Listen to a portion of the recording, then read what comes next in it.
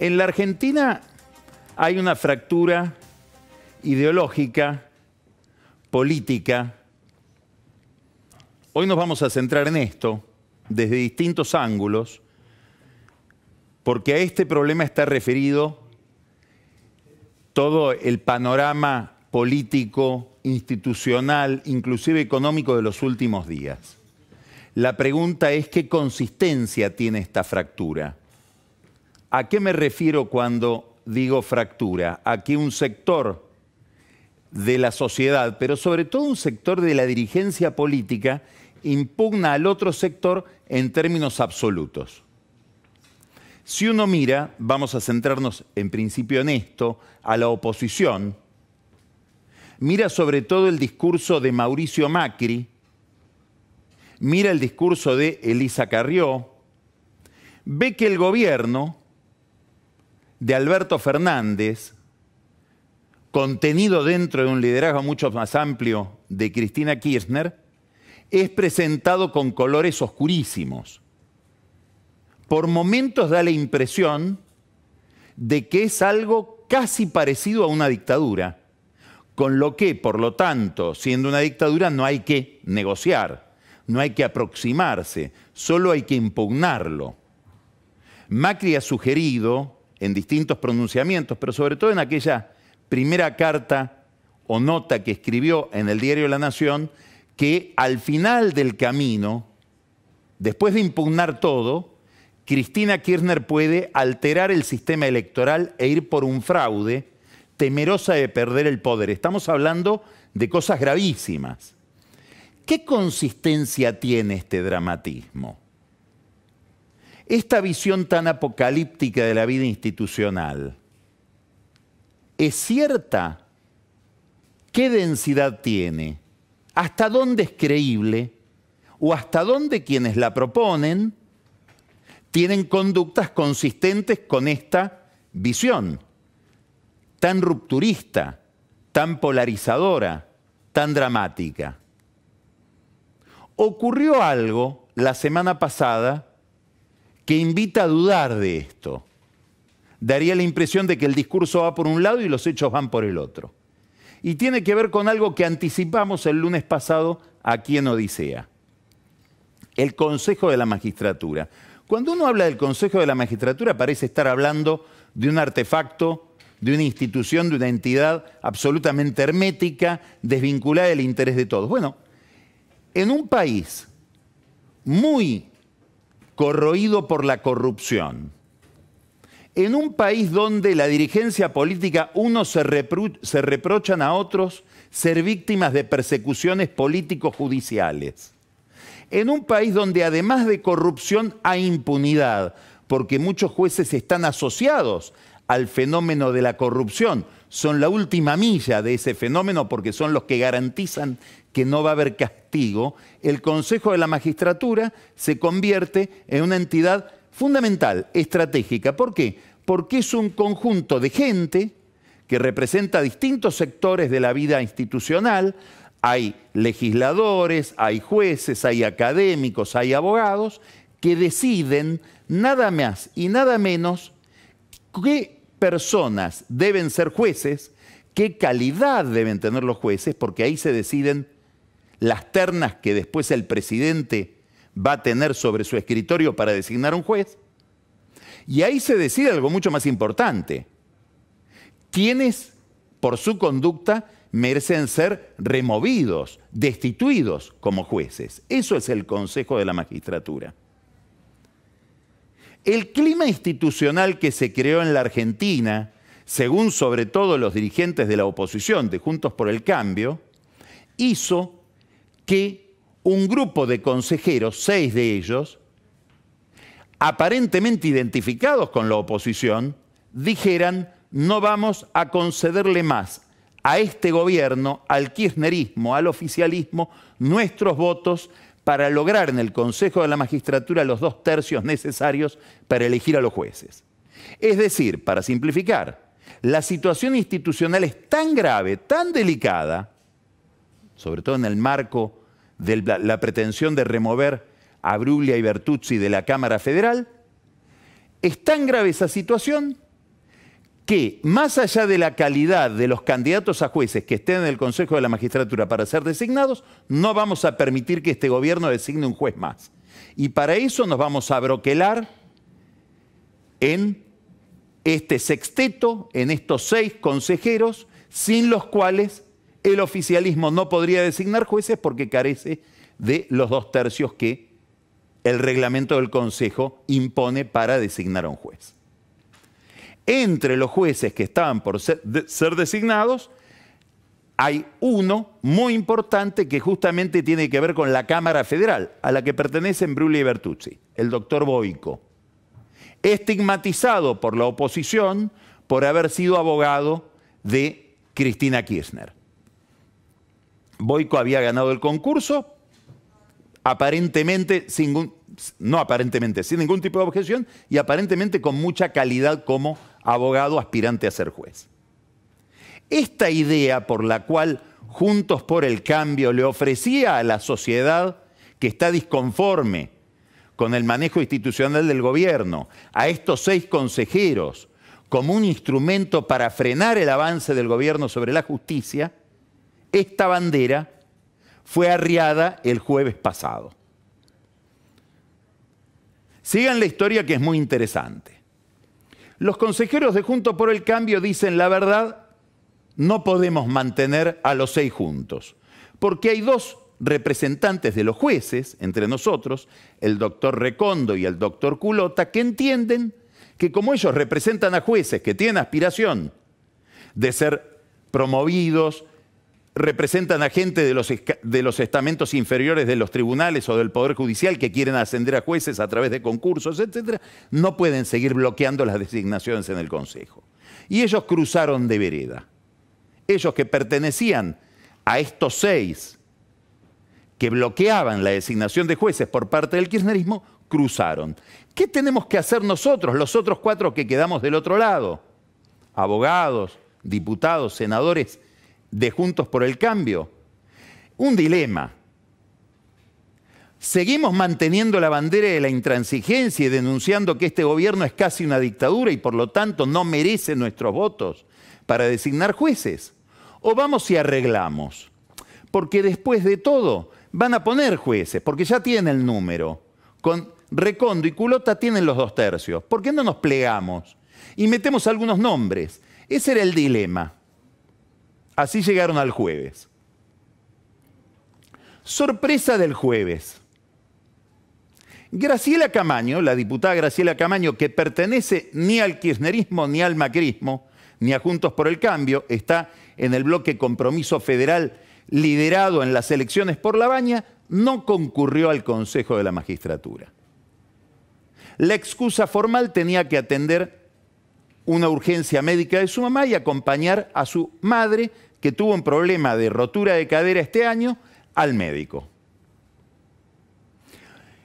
Otro integrante del Consejo de la Magistratura, el doctor Lugones, que es quien lo preside, un juez, se había excusado en ese concurso de la Cámara Federal. Dijo, yo no puedo intervenir porque tengo intereses en el tema, por lo tanto me excuso. Ausente Camaño, que no quiso concurrir, da la impresión que por razones adicionales a la visita médica de su madre, sino que no quería convalidar lo que ella sospechaba era parte de un acuerdo, y excusado Lugones, el kirchnerismo quedó sin los 2/3 el jueves. Es decir, para bloquear la posibilidad de que el gobierno designe jueces, y sobre todo designe a Boico, bastaban con 4 votos, ya no 6, y esos 4 estaban. Y sin embargo, Juntos por el Cambio, pudiendo bloquear, no bloqueó. Esto abre un enorme interrogante. Se armó un escándalo entre los abogados más ligados a Juntos por el Cambio, muchos de ellos exfuncionarios del gobierno de Macri. Uno de los consejeros de esa fracción debió intervenir en el debate y en ese chat de abogados escribió lo siguiente: no teníamos otra alternativa. El oficialismo había conseguido el apoyo de los jueces con lo que se aseguró la mayoría necesaria. No, porque faltaron Camaño y Lugones no votaba. Sigue explicando, a pesar de esa objeción. Y al menos pudimos acordar algunos cargos para candidatos razonables e independientes. El concurso no podía frenarse eternamente, como habían dicho antes que había que hacer. Y Boyko dio un buen examen y una buena entrevista personal, sigue escribiendo este consejero. Escuche bien, lo que negociamos fueron designaciones en la Cámara del Trabajo, en la Cámara Penal Económica, en la Cámara Civil y Comercial Federal, en un Tribunal Oral Federal de Rosario y en 6 tribunales orales federales de La Plata. No me parece que sea tan poco, explica. Es casi el programa Precios Cuidados. Uno de los objetivos de lo que hicimos ayer fue justamente evitar la ruptura definitiva con los jueces y tratar de preservar la unidad para el futuro. Por otra parte, escuche bien, sepan que nada fue resuelto en soledad, dice este consejero, sino con la aquiescencia de nuestros máximos líderes. Es decir, lo que está diciendo este consejero es que Macri, Cornejo, presidente del radicalismo, Carrió, aprobaron este acuerdo con el kirchnerismo, que podría no haber sucedido. La pregunta es, 3 lugares en 3 cámaras, unos tribunales orales de La Plata y Rosario, a cambio de la Cámara Federal, donde además regresa el juez Fara, en un regreso muy controvertido en cuanto al procedimiento. Hay que decir que el juez Fara es un juez promovido, apadrinado por un señor que se llama Javier Fernández, que era el hombre de Antonio Estiuso en los tribunales, señalado por Estiuso como su operador. Es decir, que vuelve alguien muy ligado a los servicios de inteligencia, cuando Alberto Fernández había prometido desconectar la justicia federal de los servicios de inteligencia, se vuelve a conectar. La pregunta es, por 3 cámaras, gente en 3 cámaras, tribunales orales de Rosario, ¿bajar la bandera de la intransigencia? ¿Pactar con este gobierno nada menos que en la designación de jueces? Acá hay un giro. Escuchen esto, que lo dice un consejero. El problema no es solo el concurso, es su efecto colateral. Por primera vez tuvieron los 2/3. Y eso es como la virginidad. Ahora, ¿cómo convences a los jueces de que cuando quieran avanzar contra algunos sin motivo, los vamos a frenar? Claro, porque son 2/3 para remover jueces también. Todo juez que se sienta amenazado por el gobierno quedó a la intemperie, dice este consejero. El kirchnerismo es muy hábil, dice, y fue cooptando gente. ¿Sabe quién es el que dice esto? Es el consejero Recondo, el juez que cruzó.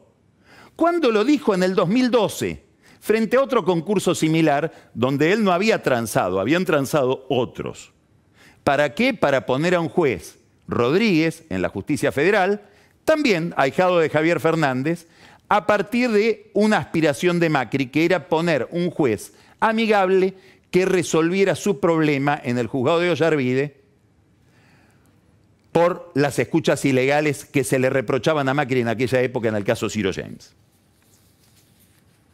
¿A cambio de qué se hizo este acuerdo de ahora, de este jueves? Nadie sabe. Hay 1000 sospechas. Ojalá hayan acordado algo más importante que lo que dicen haber acordado.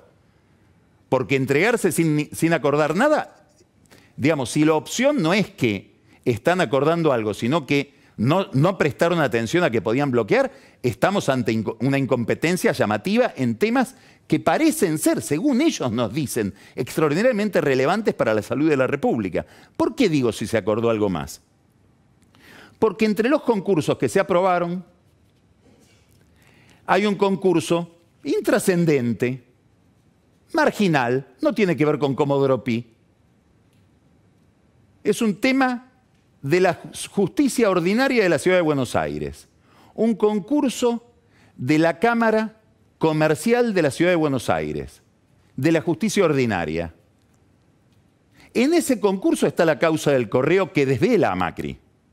Porque de la causa del Correo, donde él, probablemente con razón, se siente él y su familia perseguido por el gobierno y dice que está Zanini, que lo único que hace en la Procuración del Tesoro es seguirlo y perseguirlo en la causa del Correo, se desprende una causa por corrupción que está en el juzgado del hijo. Un tema central.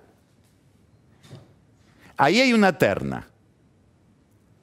Un juez Sánchez Canavò, candidato a juez, un juez D'Alessandro. Estos dos dicen, podrían ser proclives a mirar con buenos ojos los intereses de la familia Macri en el caso del Correo. Y una candidata a jueza, María Guadalupe Vázquez, nieta de una expresidenta de la Madre de Plaza de Mayo, línea fundadora. ¿Hay un acuerdo alrededor de esto? Imposible saberlo. Alberto Fernández tiene que elegir uno de estos tres que mencioné. ¿Habrá algún compromiso para que elija a alguien más proclive a Macri? Ahí debe estar mirando Cristina. Que tuvo, hay que decirlo, el jueves pasado en el Consejo, una victoria muy importante, conceptual. Porque a partir de este acuerdo entre la oposición y el kirchnerismo en la designación de jueces y el desbloqueo de los 2/3 para que, como decía Recondo, el Recondo del 2012, todos los jueces independientes puedan sentirse amenazados, bueno, quiere decir que el argumento de que esto es una dictadura, que hay que promover banderazos, etcétera, etcétera, etcétera, entra en una zona muy resbaladiza, muy cuestionable, si se baja la bandera de la intransigencia. Esta es la gran novedad de la semana pasada en el plano institucional. Con un Juntos por el Cambio fisurado internamente, no solamente en este tema. En Lomas de Zamora ha habido un pedido del fiscal Eyarbide y de la fiscal Incardona para que se procese a una cantidad de gente de los servicios de inteligencia manejados por Macri, de la AFI. A la cabeza de todos, Gustavo Arribas, Silvia Magdalani. Libera del tema, los dos fiscales liberan del tema y dice acá, esta persona no tiene nada que ver, Darío Nieto, el que era secretario privado de Macri. Muy probablemente Darío Nieto había sido involucrado en esto, en una combinación, se dice en Lomas de Zamora, entre Magdalani y el juez Villena, que intervenía en esta causa y dejó de intervenir porque él mismo está involucrado en el tema, para llegar a Macri por la vía de Nieto y no por la vía de Magdalani. Bueno, ahora Nieto quedó al margen de todo esto, felizmente. Un tuit de Carrió que dice, muy bien los fiscales en liberar a Nieto, adhiero también a la acusación, a todo el resto de la acusación, que involucra sobre todo a Arribas y a Magdalani en no un caso, muchísimos casos de persecución de gente con los servicios de inteligencia. Entre ellos Rodríguez Larreta, entre ellos el periodista de La Nación Hugo Alconadamón, entre ellos Diego Santilli, entre ellos Emilio Monzó, Nicolás Massot, etc. Es decir, propios y ajenos. Otra fisura en el terreno institucional dentro de Juntos por el Cambio. Por lo menos dudas, por lo menos sombras. Carrió está sosteniendo otra idea muy importante, novedosa, que va asociada a su pedido de juicio político contra Cristina Kirchner por haber atacado a la Corte. Y es probable que los ataques a la Corte sigan increyendo, inclusive con causas judiciales. Carrió dice, en términos generales, si lo que quiere Martín Guzmán es un acuerdo con la oposición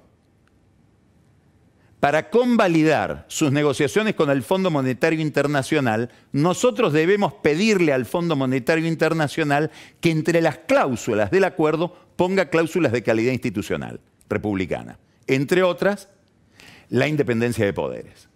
Después vamos a hablar con Enrique Sebach a ver cómo él ve desde la economía este tipo de condicionamientos donde se cruzan lo institucional con lo específicamente monetario y fiscal, que es el centro del acuerdo con el fondo.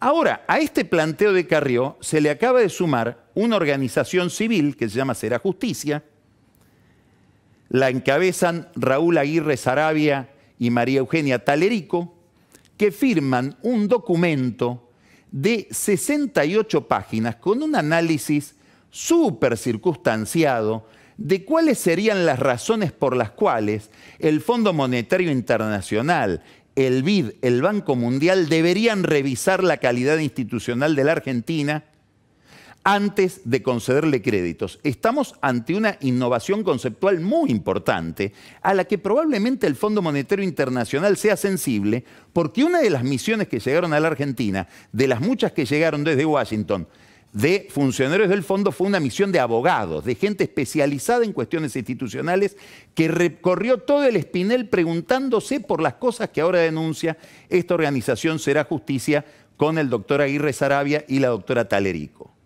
Un documento novedoso va a ser motivo de una gran pelea entre el gobierno y la oposición, seguramente. La pregunta es, ¿qué es este gobierno?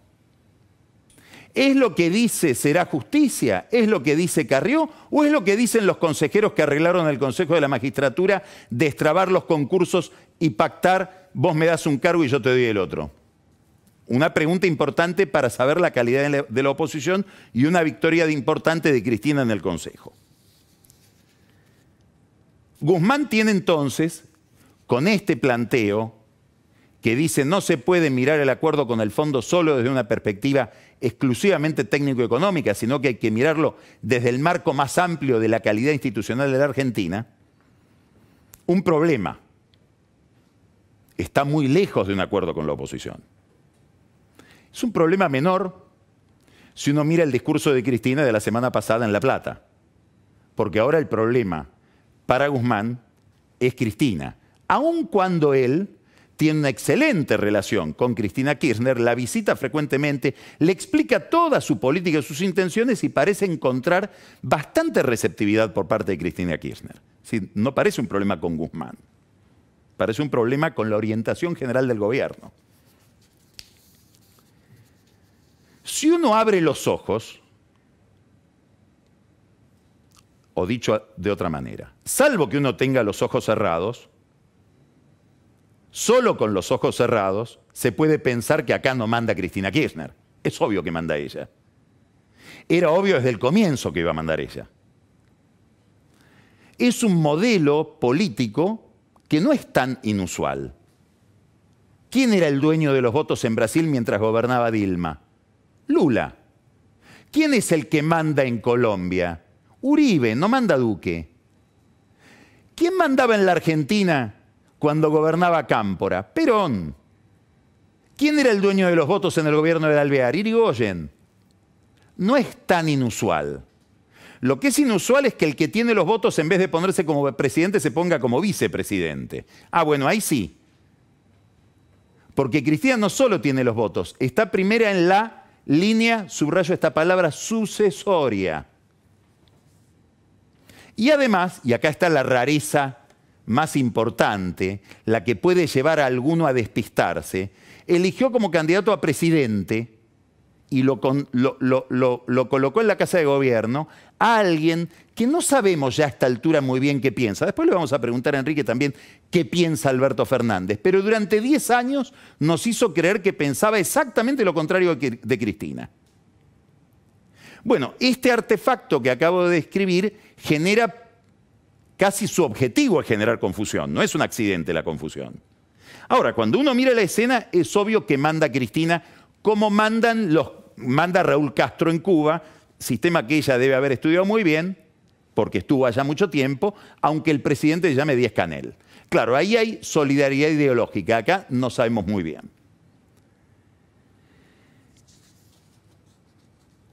Volvió a demostrar Cristina que manda, y volvió a demostrar otra cosa muy interesante en este discurso de La Plata.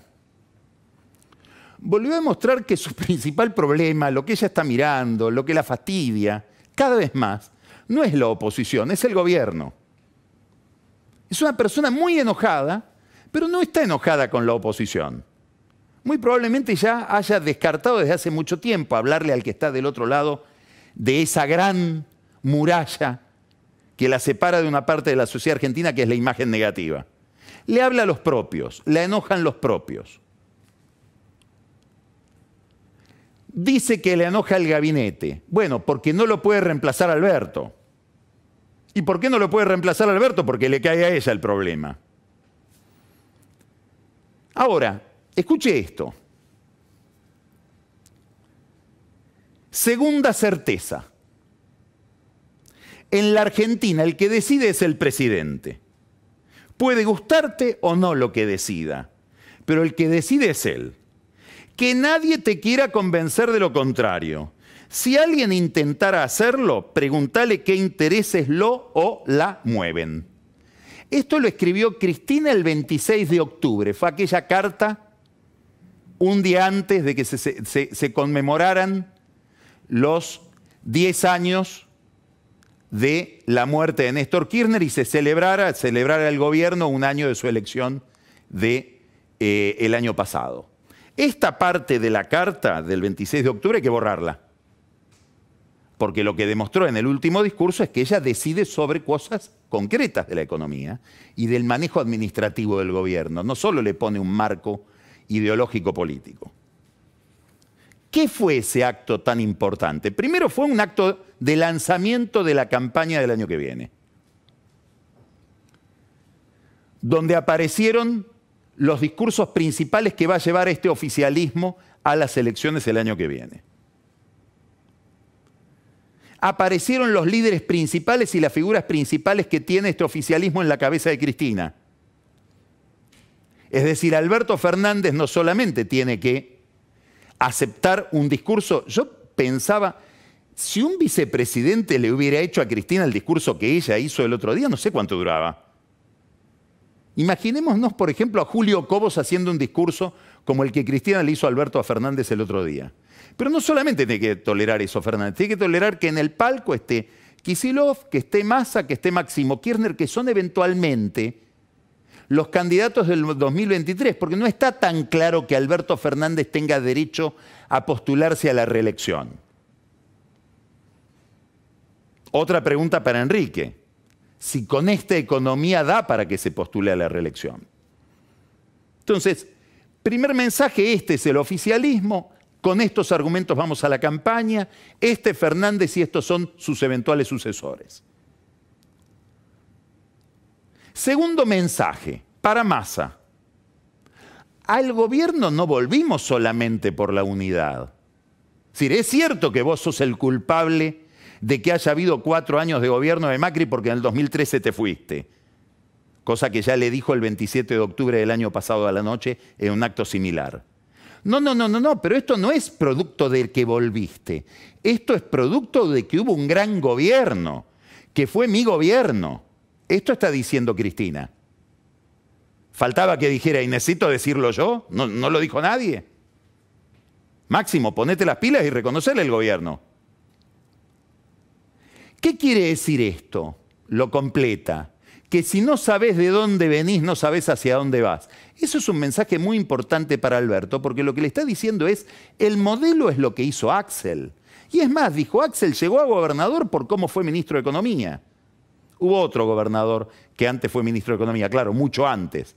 Antonio Cafiero, el abuelo del jefe de gabinete. Es decir, lo que está marcando Cristina Kirchner, una Cristina mucho menos asustada que la de octubre, cuando dijo gobierna él, con el dólar casi a 200 pesos, ahora probablemente relajada porque la brecha cambiaria se achicó y no hay tanta incertidumbre, o tal vez asustada porque con el regreso del COVID, la disparada de los casos, el gran misterio de la vacuna, que no sabemos cuál es ni cuándo llega, el año que viene sea un año muy riguroso desde el punto de vista de la actividad económica. Entonces le está diciendo, cuidado, acá hay que privilegiar el consumo, los precios de los alimentos, retraso tarifario, hay que mirar las jubilaciones. El déficit fiscal no sabe, no contesta. La inversión no sabe, no contesta. Estas son las variables que tenés que mirar. No Guzmán, Alberto. Esto se convalida en la realidad, en la cotidianeidad. El gobierno acaba de decidir una política o acaba de reforzar una política de telecomunicaciones de dimensiones muy importantes, porque ha convertido a todo un sector muy dinámico, que competía bastante bien en un país con muy baja competencia, con precios fijados por la competencia, transformó a todo ese sector donde está Internet, donde están las telefónicas, la telefonía celular, la televisión por cable, en una especie de gran Entel. Y ese es el modelo.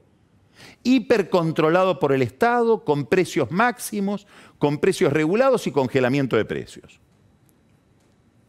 En un sector que, si se liberara, probablemente atraería muchísimas inversiones. Pero no está pensado esto para atraer inversiones, está pensado de otra manera. Tenés que mirar lo que hice yo, Alberto. Eso le está diciendo Cristina. Y lo que hice yo fue más parecido a este decreto y a esta reglamentación que a un sistema de competencia de mercado, que puede ser el que te pide el Fondo Monetario Internacional. Claro, ya que digo Fondo Monetario Internacional, ¿cuál es el miedo? Y el miedo es Grecia. El miedo es Tsipras, que era una especie de kirchnerista que pactó con el fondo, después fue a las elecciones y de 144 bancas pasó a tener 86 y ganó un Macri. Este es el miedo de Cristina. A ver si en el arreglo con el fondo me patino mi capital político, que es estar en el cuadrante populista de la política argentina y ser la representante de los pobres de los grandes conurbanos. Ese es mi lugar. Por ahí vine, por ahí me quiero ir. Este es el debate.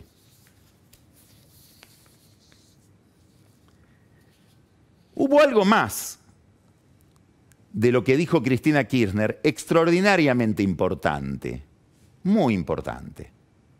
Dijo, hay que revisar el sistema de salud. Está hablando de un sistema de salud donde hay un sector público, que son los hospitales públicos, un sector privado y un sector sindical. Esa mañana, cuando ella dijo eso, seguramente apuntándole a los gordos habían estado en el Parque de Olivos, haciendo piruetas con Dylan.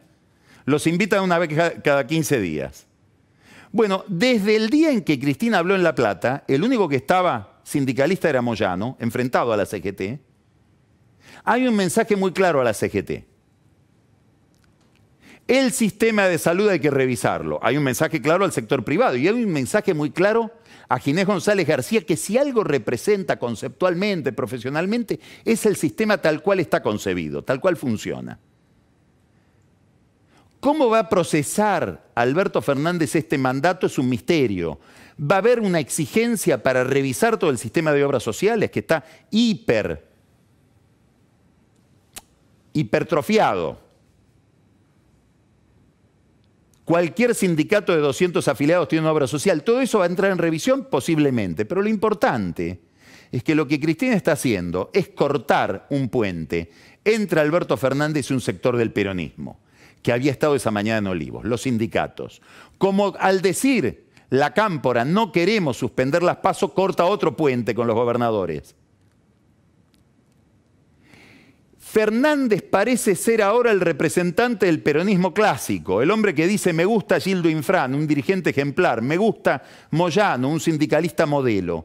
Y Cristina insiste en un viejo esquema dentro de su grupo, que es el de aquella entrevista que ella elogia siempre, de Torcuato Di Tella a Néstor Kirchner, izquierda y derecha. Lo que ha impedido en la Argentina que hubiera izquierda y derecha es el peronismo. Y ella se propone dinamitar al peronismo. Y dinamitando al peronismo, quitarle la base real o ilusoria que puede tener Alberto Fernández para ganar autonomía. Esta es la gran batalla de Cristina Kirchner. Esta posiblemente sea su batalla histórica. No sabemos cómo le va a salir. En la del Consejo de la Magistratura ya tuvo una pequeña victoria.